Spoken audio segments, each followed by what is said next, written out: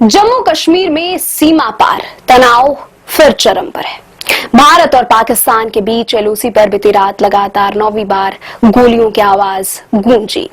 ये कोई सामान्य गोलीबारी नहीं थी, बल्कि पाकिस्तानी सेना की तरफ से एक के बाद एक संघर्ष विराम का उल्लंघन किया गया और इसका जवाब भारतीय सेना ने बेहद मुस्तैदी से दिया है। सरकारी सूत्रों की माने तो यह सिलसिला 24 अप्रैल से शुरू हुआ और तब से अब तक हर रात गोलीबारी हो रही है। बीती रात यानी 2 और 3 मई की दरमियानी रात को कुपवाड़ा, उरी और अखनूर सेक्टरों में एलओसी के पास पाकिस्तानी सेना ने छोटे हथियारों से अचानक फायरिंग करना शुरू कर दी। भारतीय सेना ने बिना देर लगाए माकूल जवाब दिया। अभी तक किसी जानमाल के नुकसान की कोई सूचना नहीं है, लेकिन सीमा पर तनाव अब बेहद नाजुक मोड़ पर है। यह साफ हो गया है कि पाकिस्तान जानबूझकर इस तरह की हरकतों से एलओसी पर माहौल बिगाड़ने की कोशिश कर रहा है। 22 अप्रैल को पहलगाम में जो भीषण आतंकी हमला हुआ था, उसमें 26 लोगों की जान गई थी, जिनमें ज्यादातर पर्यटक थे।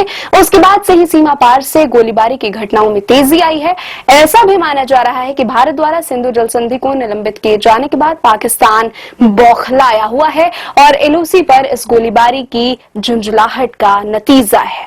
24 अप्रैल की रात से अब तक अधिकतर फायरिंग की घटनाएं नियंत्रण रेखा यानी कि एलओसी पर दर्ज की गई हैं। केवल एक घटना अंतर्राष्ट्रीय सीमा पर हुई। हालांकि गोलीबारी में अभी तक कोई बड़ा नुकसान नहीं हुआ है, लेकिन यह टेंशन किसी भी वक्त एक बड़े संघर्ष में बदल सकती है।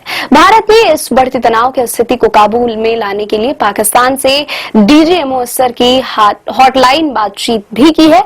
इस दौरान भारत ने साफ चेतावनी दी कि यदि पाकिस्तानी सेना बिना उकसावे के फायरिंग करती है तो इसके गंभीर नतीजे होंगे। लेकिन इसके बावजूद सीमा पार से गोलियों की बौछारें थम नहीं रही हैं।